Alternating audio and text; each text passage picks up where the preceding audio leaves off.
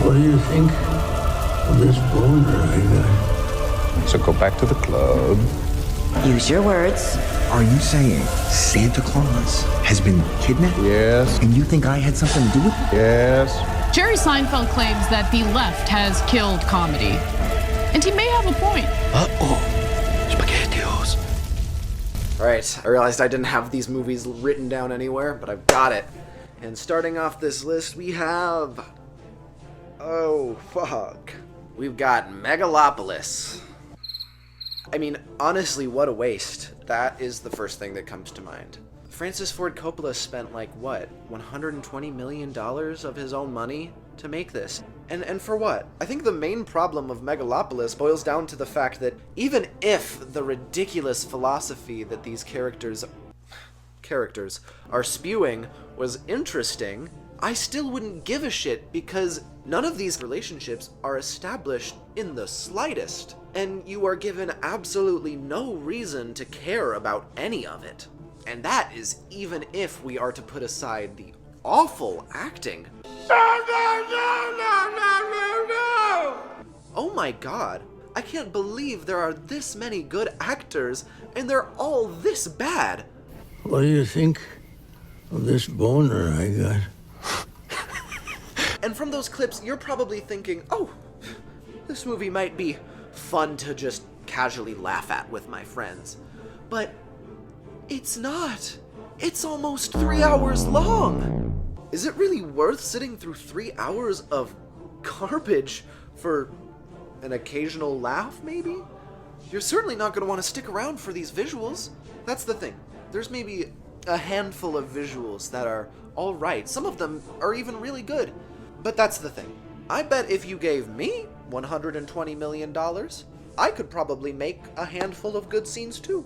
Maybe get a nice shot in there. So I really do not see the need to make excuses for Francis Ford Coppola. And at the end of the day, for a movie all about time, it is just so content to waste mine and anybody who watches it. So, no, I do not recommend you watch Megalopolis. Not even as a so bad it's good watch. It's just not worth the time. Stop!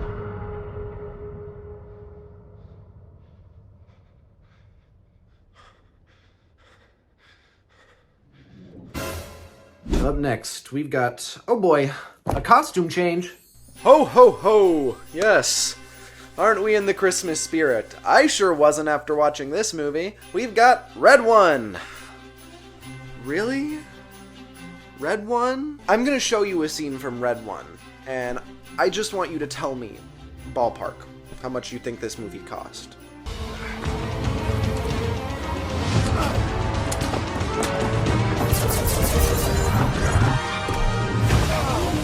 Do you have those answers down? I hope you do, because this movie cost a whopping $250 million. What? And it looks like shit. And that's without even mentioning this horrible acting. Oh my god, Chris Evans. Are you saying Santa Claus has been kidnapped? And you think I had something to do with it? Have you seen Knives Out? Have you seen what this man can do? Oh my god. The concept for this movie is basically just, what if we made Christmas cool? Looking strong, Nick. Go on, brush your shoulders off. And don't tell me it's about Santa Claus getting kidnapped, because it's not. It's about what if we made Christmas cool and we sold lots of toys. They're not even trying to hide it. Look at this trailer. I want you to tell me how many ads you can count, alright? Let's go. 1, 2, 3, 4. Alright, 4 seconds in, and you've broken me. That's almost an ad a second. And when your movie is almost 2 hours long, that's a lot of ads. The whole time I was just shocked. I mean, it's not Christmas, and it's not cool.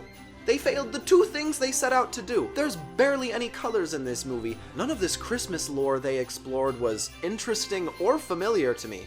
The only thing that was Krampus, and I will say, the practical effects of Krampus were nice. Good job, RedOne. You did one thing right. Congrats. I just remembered, there's like barely any snow in this movie. Half of this movie takes place on like the beach or in these like sunny cities. There's like barely any snow. Sorry, I just got heated all over again. But this movie is just that wild. They barely have any snow in their Christmas movie. Oh my god, don't watch this. Next movie, Lord. Holy shit. Alright, next up, we have Argyle, which, very fitting these two movies are right next to each other because RedOne is literally just Argyle with like fucking tinsel on it. Argyle is yet another movie from the twisted mind of Matthew Vaughn. Yes, the mind so twisted it couldn't even put an R rating on this violent spy thriller. I assume so that it would make more money, but that certainly didn't happen. Yet again, I cannot believe so much money was spent to make something that looks this bad. I haven't seen an action movie fail this bad in a long time. And that's crazy, because Matthew Vaughn is the director of the Kingsman movies. And the Kingsman movies, for all their faults, have pretty wonderful action. But Argyle, oh my god! I feel like I needed 50 doses of Adderall just to make it through this thing. Almost every action scene is covered up in this horribly distracting blinking effect where Sam Rockwell's character switches back and forth between Henry Cavill's character because Henry Cavill is in the mind of Ellie Conway because Ellie Conway writes books about spies, but she's actually predicting real-life spy espionage. Oh my god, I just got a headache from just that. There are about 50 other cast members in this movie who I have not mentioned. Oh, Bryan Cranston's in this movie? Maybe I'll go see it. No. No. He's not good. Maybe Samuel L. Jackson will be alright. No!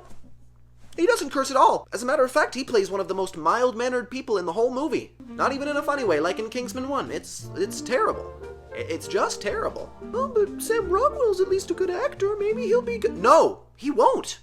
He won't be good. Nobody will. Not one performance in this movie is salvageable. Any joke these characters are given is undercut by just how horribly miscast everyone is. The effects are terrible. The dialogue, oh my god, it's god-awful. I guess the whirly bird doesn't catch the worm. Is probably one of the most memorably terrible lines I've ever seen. No, I don't recommend you watch Argyle, not even as a so bad it's good watch. In fact, I only recommend Argyle to you if you are wanting to know what not to do with your spy thriller. It is that terrible. Never watch it. Next movie.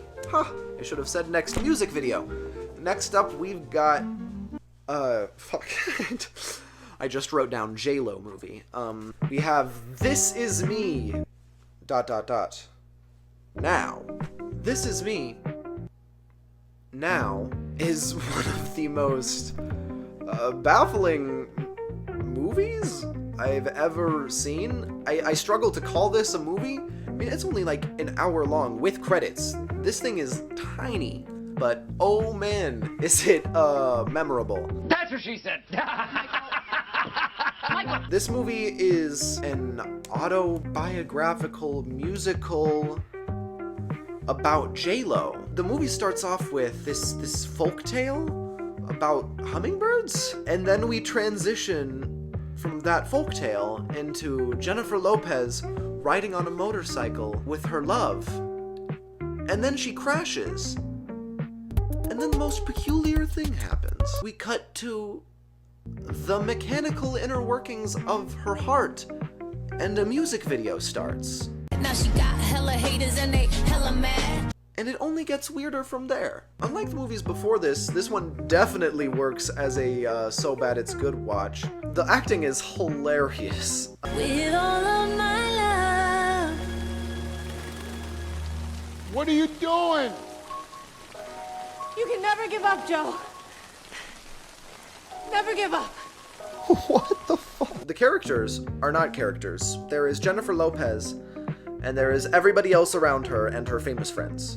And Post Malone and Keke Palmer play the astrological gods. Bro, this is the craziest thing I've ever seen. It's a damn shame. We should all be so thankful for Miss Jennifer Lopez, who did all of the choreography herself. And boy, can you tell. They are really throwing those arms all over the place. If you ever want to see a movie where people really love hitting that...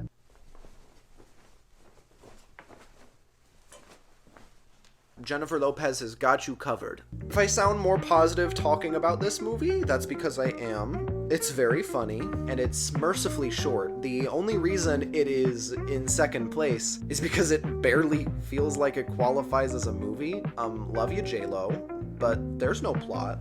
But yeah, this is me. Now, what a gigantic clusterfuck. So happy it's here, though. Next movie. Yeah, don't need the book for this one.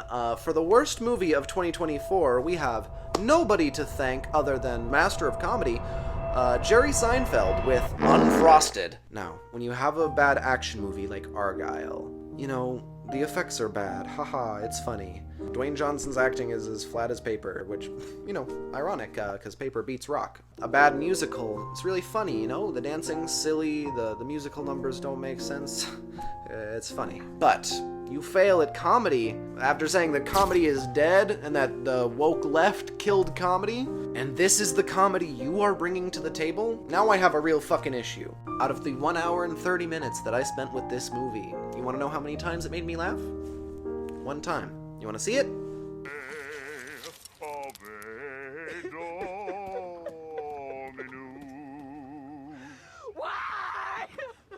Who was she? There it was. That was the one joke that made me laugh. Every other joke,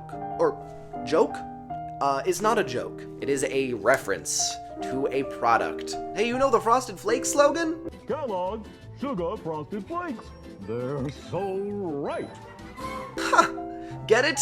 That's not the Frosted Flakes slogan. The real one is they're great. He said they're so right. That's not right. That's wrong.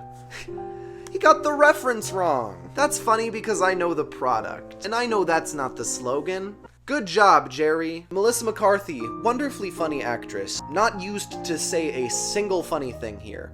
In fact, there are multiple funny actors and actresses in this movie who say not one funny thing. You have the SNL boys coming in dressed as Snap, Crackle, and Pop. Snap, crackle, pop, snap, crackle, pop.